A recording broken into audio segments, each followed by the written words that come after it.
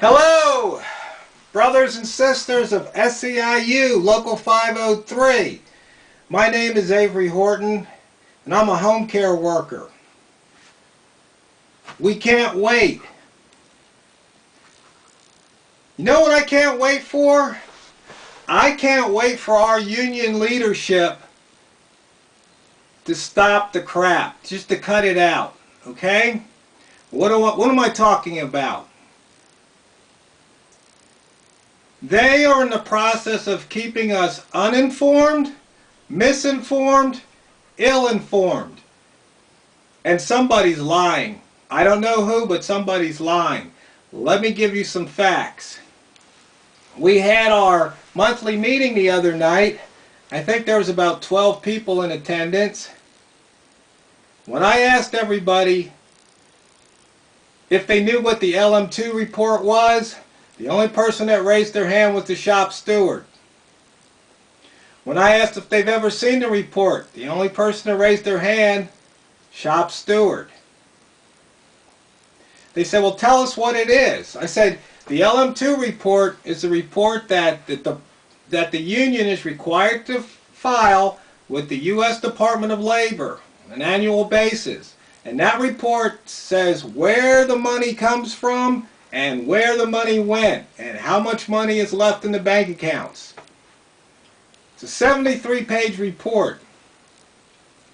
I requested from our president and all the people on the email list, the board of directors, that a printed copy be delivered to the labor hall for the monthly meeting. I also requested later that a printed copy of the bylaws be delivered to the labor hall. They sent a printed copy of the bylaws. They refused to send a copy of the LM2 report. Now, in the bylaws, it says that all members are equal. Okay? But it's like George Orwell's Animal House. All members are equal, but some members are more equal than others. You see, the tail, which is leadership, is wagging the dog, which is membership. They should be doing what we ask of them, not the other way around. You know, our president, Steve, went to the Capitol in Salem, and he was saying, you know, the union wants this and the union wants that. Or, you know, wait a minute, I don't remember a poll being sent to me and I say, well, this is what I want. How do they know what we want? How does he know that the majority of the union members are behind him on this issue? The thing is, he doesn't, and leadership doesn't care. Let's go back to the LM2 report and the bylaws. See, some people are going to tell you that Avery Horton's anti-union. I am not anti-union. I am anti-bad union leadership. And let me prove that point. There was a woman who came to the meeting. She's a home care worker. But she wasn't a member of the union at the start of the meeting. I convinced her to join the union. And here's how it happened. I was filling out the form for the mileage reimbursement because I have to drive about 43 miles for the meeting. She started filling it out because she had to drive about 60. And then I said something about, you know, well, you're a member. She goes, no, I'm not a member. I go, well, if you're not a member, you don't get to fill out that form. But I said, you know, join and then you can, you know, fill it out. She said, well, I'll think about it. So then later in the meeting, something came up and she started filling out the form.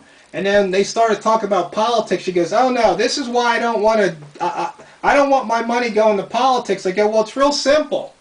All you have to do is tell them that instead of that 75 cents as stated in the bylaw that goes to politics, you can have it go, you can say go to the scholarship fund. And I pointed it out to Steve, our president. Steve, the application needs to be changed. There should be a checkbox. I want the 75 cents to go to politics, or I want the 75 cents to go to scholarship fund. His reply via email was, our applications are legal. I go, Steve, is it ethical? Is it moral to not tell people all the options when they're applying? You see, it's kind of buried in the bylaws, and most people haven't read the bylaws, most members, so they don't know about it. Once again, they're keeping us uninformed, misinformed, ill-informed.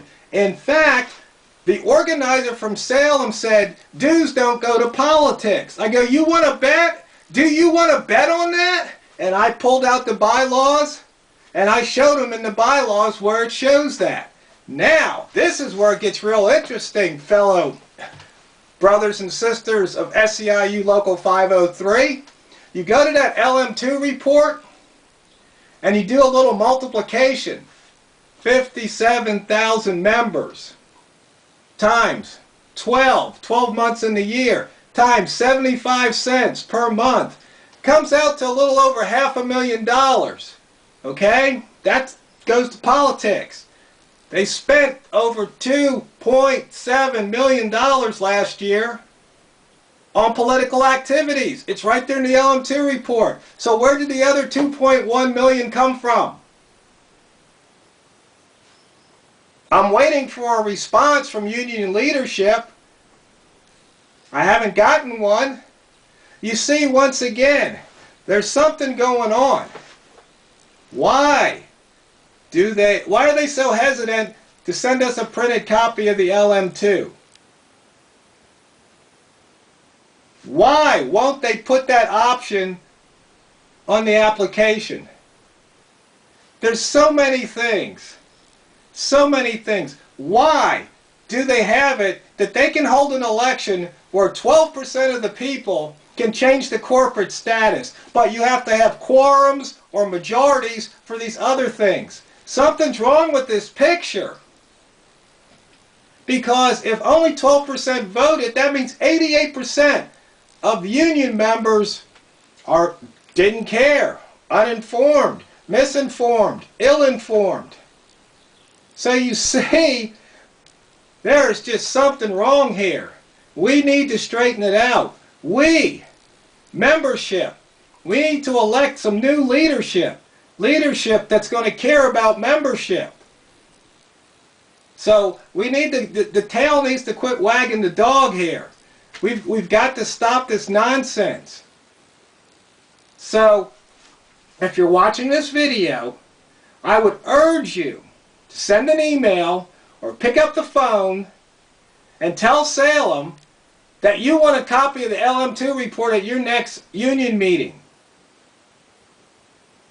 That you want the answer to the question, well, if we only collected, $500,000 or so for politics, where'd the other money come from?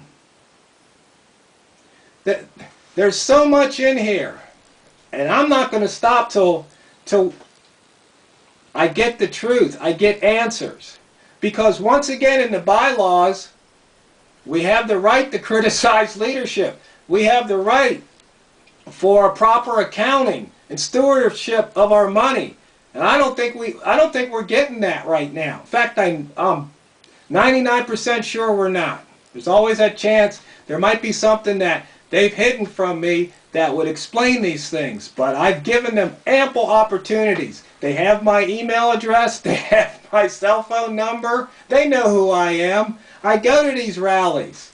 And they talk about fair, pay and fair share. I've got a question for you.